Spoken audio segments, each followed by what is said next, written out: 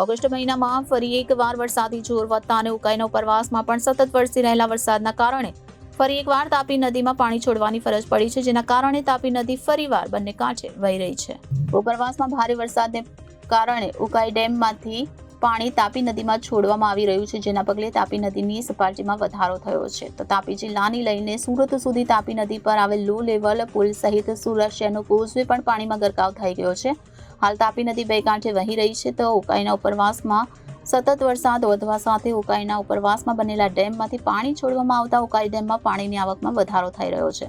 શ્રાવણ મહિનાની શરૂઆત થતાની સાથે જ વરસાદી માહોલ ફરી એકવાર જામ્યો છે. તો તેમાં પણ સુરત શહેર તેમજ જિલ્લામાં છેલ્લા 2 દિવસથી મેઘરાજા મહેરબાન થયા હોય તેમ સતત વરસી રહ્યા છે. જોકે ઓગસ્ટ મહિનામાં ફરી એકવાર વરસાદી જોર વધતા અને ઉકાઈના ઉપરવાસમાં સતત વરસી રહેલા વરસાદના કારણે ફરી એકવાર તાપી નદીમાં પાણી છોડવાની ફરજ પડી છે અને ઉકાઈ ડેમની માંથી પાણી છોડવાને કારણે હાલ તાપી નદી ફરીવાર બંને કાંઠે વહી રહી છે. તો ઉકાઈ ડેમ ફૂલ થતા સુરત શહેરમાં આવેલી તાપી નદી બે કાંઠે વહી રહી છે અને છલોછલ તાપી નદી થઈ ગઈ છે, જેના કારણે નાવડીવાળાઓને પોતાની નાવડી સાઈડ પર લગાવવાનો વારો આવ્યો છે અને તાપી નદીમાં ફૂલ સ્પીડમાં પાણી વહી રહ્યું છે એટલે નાવડીઓ સાઈડ પર લગાવી દીધી છે.